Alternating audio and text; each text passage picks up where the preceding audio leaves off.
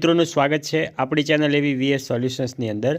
તો મિત્રો આજના વિડીયોની અંદર આજે આપણે જે તમારી દ્વિતીય વાર્ષિક પરીક્ષા 2026 આવી રહી છે એની અંદર ધોરણ 10નું ગુજરાતી વિષયનું અતિ મોસ્ટ એમપી પ્રશ્નપત્ર આજે આપણે વિડીયોની અંદર જોવાના છીએ। તો વિડીયોને મિત્રો તમારે છેલ્લે સુધી પૂરેપૂરો જોવાનો છે અને જો તમે ચેનલ ઉપર નવા હોય, હજુ સુધી ચેનલને સબસ્ક્રાઇબ ના કરી હોય તો ચેનલને પણ સબસ્ક્રાઇબ કરી દેવાની છે। તો ચલો મિત્રો જોઈએ। સૌપ્રથમ છે વિભાગ નંબર એ।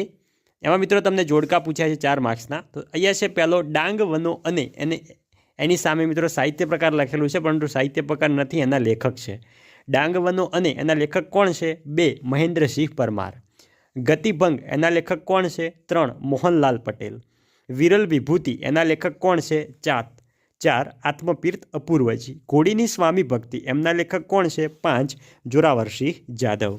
હવે છે આપણે ખાલી જગ્યા પૂરવાની છે અને કૌંસમાં 3 વિકલ્પ આપેલા છે, એ 3માંથી કોઈ પણ એક સાચો જવાબ આપવાનો છે। 5મો છે મહાત્મા ગાંધીના આધ્યાત્મિક માર્ગદર્શક ખાલી જગ્યા હતા, એમના આધ્યાત્મિક ગુરુ કોણ હતા? તો આવશે શ્રીમદ રાજચંદ્ર। હવે છે 6ઠો મનીષાના પપ્પા ખાલી જગ્યા હતા। મનીષાના પપ્પા શું હતા? મનીષાના પપ્પા મિત્રો શિકારી હતા। 7મો આંબા પટેલની ઘોડીની ચાલ ખાલી જગ્યા હતી। આંબા પટેલની ઘોડીની ચાલ કેવી હતી? તો રેવાડ ચાલ હતી। 8મો એક વખત નીકળ્યો તો ડાગુઓનું મોટું ખાલી જગ્યા સામે મળ્યું, તો ડાંગીઓનું મોટું સરઘસ સામે મળ્યું। હવે છે એક વાક્યની અંદર જવાબ આપો કે સત્તાવધાની શક્તિ એટલે શું? તો એક સાથે 100 વસ્તુ ક્રમશર યાદ રાખવાની શક્તિ અને શું કહીએ છીએ? સત્તાવધાની શક્તિ। હવે છે 10મો નીનાબહેનના પતિ સંજયનું મૃત્યુ શાથી થયું હતું? તો કિડની ફેલ થવાથી એમનું મૃત્યુ થયું હતું। હવે જે મિત્રો મોટા પ્રશ્નો છે એની સામે ચેપ્ટર ક્રમ લખેલા છે, તમારે જાતે આ શોધીને વાંચવાના છે। તો છે કે મનીષાએ નિર્ભયતાનો ગુણ કેવી રીતે કેળવ્યો? તો આ મિત્રો પાઠ નંબર 4નો છે। 12મો જીવલો દાનતનો શુદ્ધ હતો એમ તમે શા પરથી કહી શકો? આ પાઠ નંબર 12નો છે। 13મો બાવાના 2 બગડ્યા એમ કાળુ શા માટે કહે છે? આ ચેપ્ટર નંબર 16નો છે। હવે છે 10-12 વાક્યમાં મુદ્દાસર ઉત્તર લખો। એમાં છે કે રેસનો ઘોડો શીર્ષકની યથાર્થતા ચર્ચવાની છે, તો આ મિત્રો છે ચેપ્ટર નંબર 2નો પાઠ નંબર 2નો। 15મો જન્મોત્સવ નવલિકા દ્વારા લેખકે રજૂ કરેલો સામાજિક કટાક્ષ આપણે સ્પષ્ટ કરવાનો છે, તો આ છે મિત્રો જે આપણો જન્મોત્સવ પાઠ છે ચેપ્ટર નંબર 14 એમાંથી લેવામાં આવેલ છે। હવે છે 16મો કે ગાંધીજીનો શ્રીમદ સાથેનો આધ્યાત્મિક સંબંધ આપણે સમજાવવાનો છે, તો આ મિત્રો છે પાઠ નંબર 20નો। હવે વિભાગ બી જોઈએ। એમાં છે યોગ્ય જોડકા જોડીને લખો કે શિકારીને એની સામે આવશે 3 કલાપી, સામે આપણે કવિના નામ જોડવાના છે। બોલીએ ના કાંઈ એમાં આવશે 1 રાજેન્દ્ર શાહ। હું એવો ગુજરાતી એની સામે આવશે 4 વિનોદ જોશી। દીકરી એની સામે આવશે 2 અશોક ચાવડા, જે આપણા બેદિલ છે એમની રચના છે।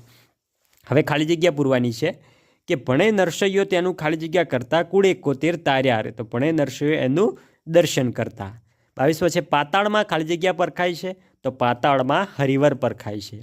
23મો ગરીબ સ્ત્રીની ચૂંદડી એના ખાલી જગ્યા સુધી સાથે રહે છે, તો ગરીબ સ્ત્રીની ચૂંદડી એના કફન સુધી સાથે રહે છે। 24મો ખોરડું નાનું હાઈકુના કવિ ખાલી જગ્યા છે, તો ખોરડું નાનું હાઈકુના કવિ કોણ છે? કવિ મુરલી ઠાકુર છે। આગળ જઈએ। આગળ છે નીચેના પ્રશ્નના એક વાક્યમાં ઉત્તર લખો કે ગંગા સતીનું પૂરું નામ જણાવો, તો ગંગા સતીનું પૂરું નામ ગંગાબા કહળશંગ ગોહિલ। 26મો વતનની હદ પૂરી થતાં કોને પાછા જવાનું છે? તો વતનની હદ પૂરી થતાં કૂતરાને પાછા વળવાનું છે। હવે છે 3-4 વાક્યમાં જવાબ। એમાં 27મો ઉછરે છે રોજ કાયમથી ફડકમાં દીકરી એમ કવિ શા માટે કહે છે? તો આ કાવ્ય નંબર 5નો પ્રશ્ન છે। 28 કવિ પક્ષીને પામવા શું કરવાનું કહે છે? તો આ મિત્રો કાવ્ય નંબર 11નો છે। 29 કવિ ક્યાં સુધી મહુડીની છાયા તળે પડી રહેવા માગે છે? તો આ મિત્રો કયો છે? આ પણ છે કાવ્ય નંબર 19નો। હવે છે 10-12 વાક્યમાં જવાબ લખો। એમાં 30મો કે નરસિંહ મહેતાએ વર્ણવેલા વૈષ્ણવજનના લક્ષણો જણાવો, તો આ મિત્રો કાવ્ય નંબર 1નો છે। 31 ચાંદલ્ય લોકગીતમાં આલેખાયેલ કુટુંબ જીવનના મધુર સંબંધોનું વર્ણન કરો, આ છે મિત્રો કાવ્ય નંબર 21મો। 32મો માધવને દીઠો છે ક્યાંય, કાવ્યનો મધ્યવર્તી વિચાર આપણે સ્પષ્ટ કરવાનો છે, તો આ કાવ્ય નંબર 9 જે છે એમાંથી લેવામાં આવેલો છે, તે જઈને તમે આનો સંપૂર્ણ જવાબ મેળવી શકો છો। હવે વિભાગ નંબર સી જે છે એ આપણો વ્યાકરણ વિભાગ છે, અને મિત્રો આગળ વધતા પહેલાં ધોરણ 10ના તમારે બીજા હવે કયા વિષયના મોડેલ પેપરનું સોલ્યુશન જોવે છે એ કમેન્ટ કરજો, જેથી કરીને આપણે તે મોડેલ પેપર લાવી શકીએ। તો અહીંયા છે નિરોગી, જોઈ શકો છો એની જોડણી સાચી આપેલી છે। પછી આદિવાસી એમની જોડણી પણ આપેલી છે। હવે છે મનસ પ્લસ હર શબ્દની સાચી સંધિ આપણે જોડવાની છે, નીચે 3 ઓપ્શન આપવા જોઈએ પણ અહીંયા ઓપ્શન નથી આપેલા, તો શું આવશે? મનોહર. 35માં રણછોડ શબ્દનો સમાસ. રણછોડ તો રણને છોડનાર, નાર પ્રત્યે લાગે તો એ કયો આવે? ઉપપદ સમાસ મિત્રો આવે.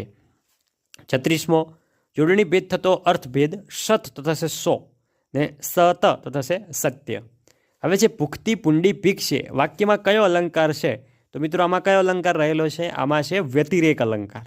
38 પાલનહાર શબ્દમાં કયો પ્રત્યય રહેલો છે? પાલનહાર પાછળ હાર શબ્દ આવે તો અહીંયા છે પર પ્રત્યય. સમાનાર્થી શબ્દ ઉર તો આવશે હૃદય. ઉમળકો તો થશે ઉમંગ. આગળ જઈએ 44 કે વિદ્યાર્થી સંજ્ઞાનો સાચો પ્રકાર જણાવવાનો છે. વિદ્યાર્થી તો મિત્રો એક જાતિ છે તો આવશે જાતિવાચક. જો વિદ્યાર્થીનું નામ હોય તો વ્યક્તિવાચક આવે, પરંતુ વિદ્યાર્થી એક જાતિ છે તો જાતિવાચક. હવે છે માગ્યા મુજબ જવાબ લખો. અહીંયા વિકલ્પ નહીં હોય. નીચેના રૂઢિપ્રયોગનો અર્થ આપો. પેટ દેવું તો આવશે મનની વાત કહેવી. 42 નીચે આપેલ કહેવતનો અર્થ. બાંધી મુઠ્ઠી લાખની તો વાત બહાર ના જાય ત્યાં સુધી આબરૂ સચવાય. હવે છે 43 શબ્દ સમૂહ માટે એક શબ્દ. 3 કલાકનો સમયગાળો તેને આપણે શું કહીશું? પ્રહર. 44મો નીચેના શબ્દનો વિરોધાર્થી શબ્દ લખો. પ્રસન્ન તો થશે નાખુશ ને હતાશ. 45 છે નીચેના વાક્યનો કર્મણી વાક્યમાં ફેરવવાનું છે. તો એણે 2 આના પાછી આપી તો આવશે એનાથી 2 આની પાછી અપાઈ. આગળ વધીએ આપણે. આગળ છે તળપદા શબ્દનું શિષ્ટરૂપ આપો. કે વાળું તો થશે સાંજ પછીનું ભોજન. 47 છે નીચેના વાક્યમાંથી વિશેષણ શોધી તેનો પ્રકાર જણાવો.